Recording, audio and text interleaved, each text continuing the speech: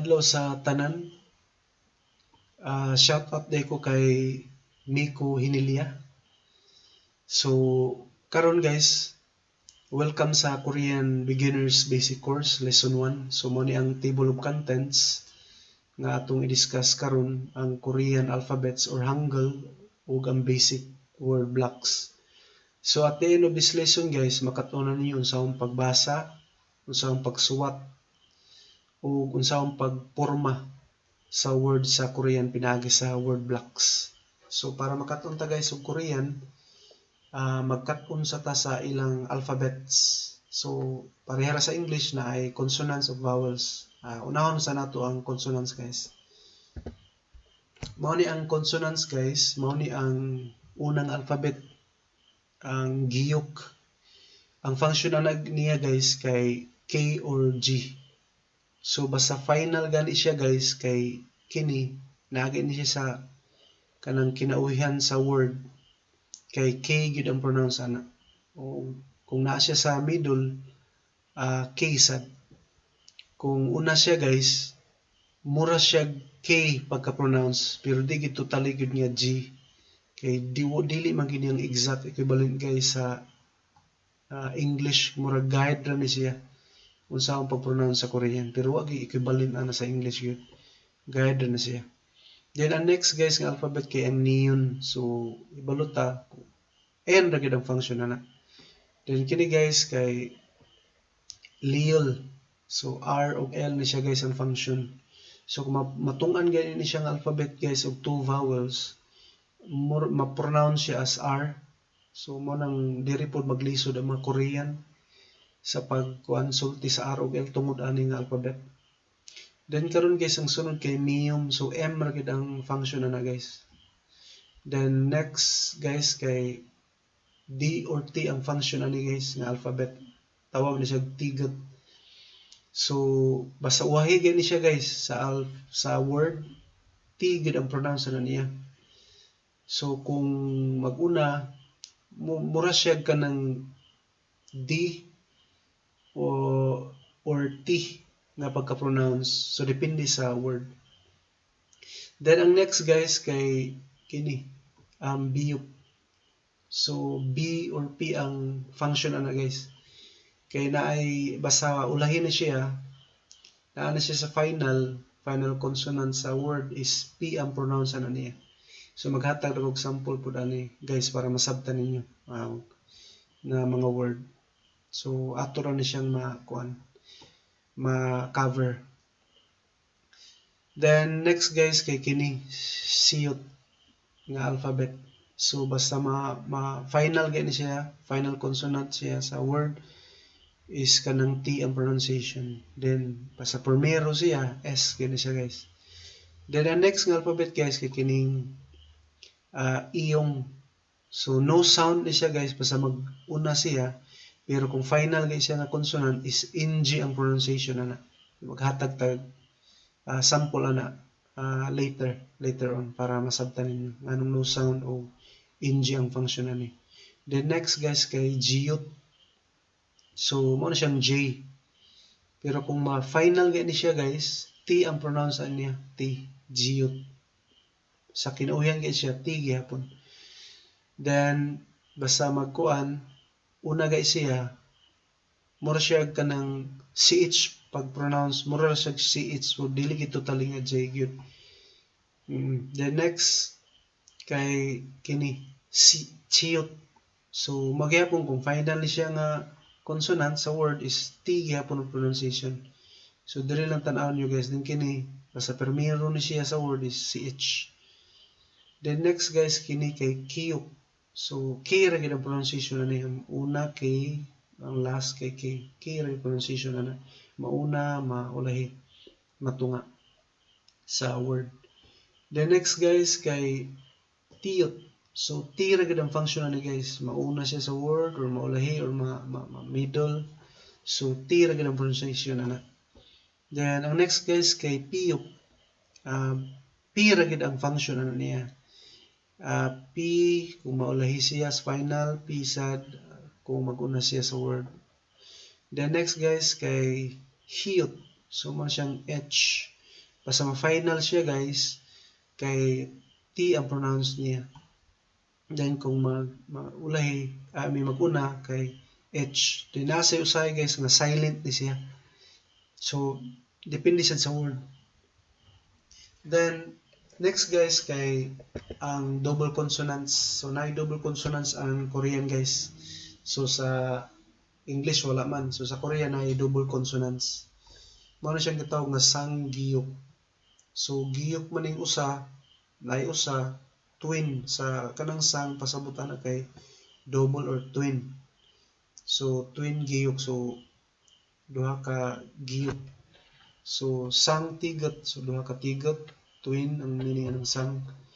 Yung sang piyok, pp, tt ang kk, mao na siya ang murag equivalent niya or guide niya sa pag-pronounce. Then sang siyot, ss. Then next kay sang jiyot. Then kay na may mga word guys nga kung mag-una ni siya na ay mga word sa Korean nga magkanang double vowel, double consonants ang una, nasa usahay, kini kay nasa middle. So depende sad sa word guys. Next guys, arita sa vowels. So manaman ta sa consonants, aritag vowels. So mo yung vowels sila guys, mo niyang a. So nagay-guide guys sa pagsuwat para makabalong sa pagsuwat. Then ya. So basta duha na kini usa man ni ya aw a ana. Then kung duha na gani so butang ni mo buhay so man ya. Then kini next guys kay o. Then next guys kay yo. So mo ni po-pronounce guys o yo. Then kini guys kay e. Then arita sa naghigda kay kini nagbarog manitan guys ng mga vowels, kini kay naghigda. So dili ta sa o kini guys kay yo. Di ba kay o man ni o. Kini kay o. So lahi guys o yo, kini kay o yo. Kini kay u you. Kini guys kay Then next guys kay kini kay Then ay duha ka ana butang agway yeah. Then next guys kay e. Then next guys kay yeah. Kini kay yeah kini kay ye. So mo na siyang vowels guys. Then next kay napoy diphthongs ang Korean guys. So mo na siya ang combination sa duha ka vowels, kini kay o ug a. U a, di ba dapat u a, pero kung imo nang kaliton guys kay wa. U a dapat di ba u a, pero kung imo nang kaliton wa man ay wa ang pronunciation. Then kini kay o di ba o kung imo nakaliton guys mo ning we ang pagka-pronounce o we. Then kini guys kay same ra gyapon we gyapon though lahi sila kuan murag spelling pero pareho na pronunciation guys. We gyapon na siya. Kini kay we.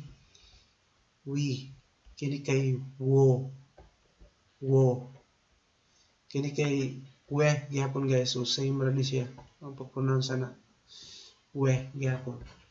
Then next guys, arita sa word blocks. So mano yung mga basic word blocks guys. Ang mga words sa Korean guys gi-compose na siya mga blocks. So mano siya ang block 1, consonant vowel. So always gina mag-una ang consonant and vowel guys. Then sa block 2 kay consonant, then paubos vowel. Then sa block 3 kay consonant vowel consonant. Then sa block 4 mao ni siya ang iyang structure nga block. So block 5 mao sa ni siya consonant vowel consonant. Then block 6 consonant vowel. Then block 7 kay consonant vowel consonants. So maghatag tagkuan guys kanang samples para mabasa nato, masabtan nato. Practice reading ta guys.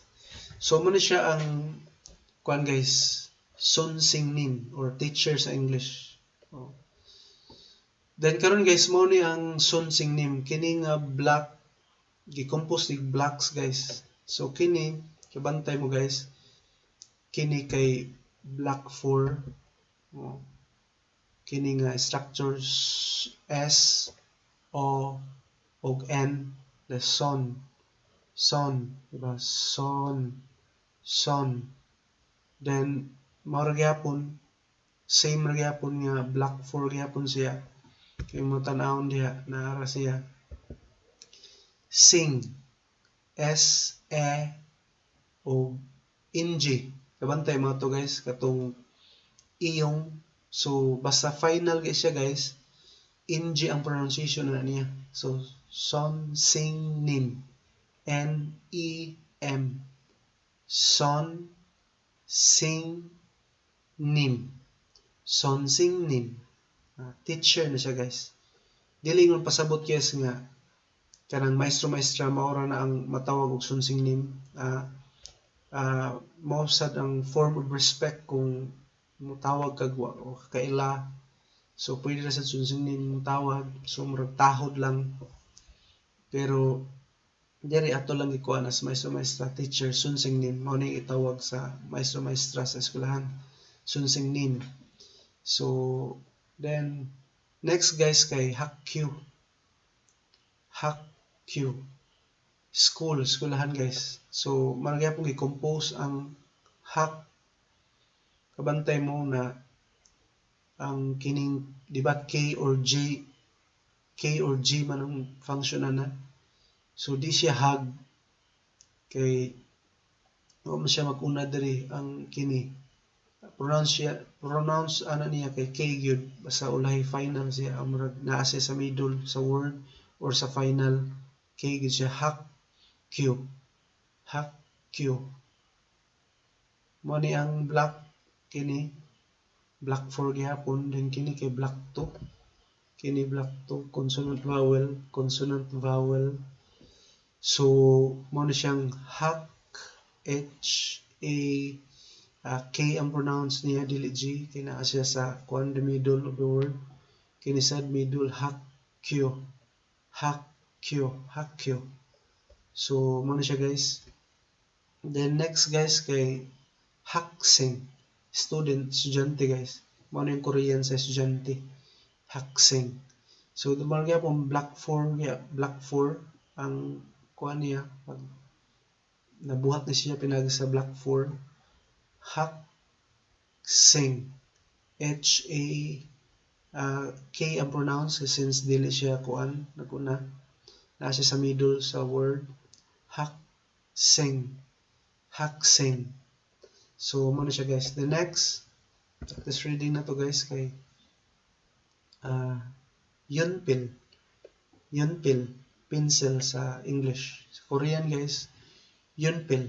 So i-compose siya, nabuhat ni siya pinagi sa block 4 o block 4. So yo man yo. Diba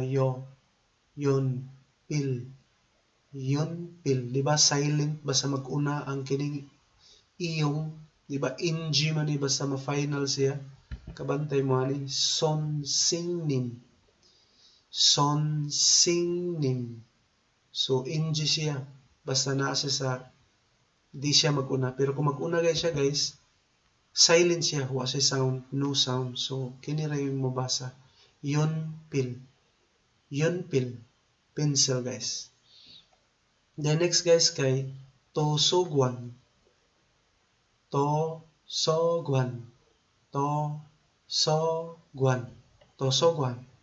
Library guys. So we compose siya block 2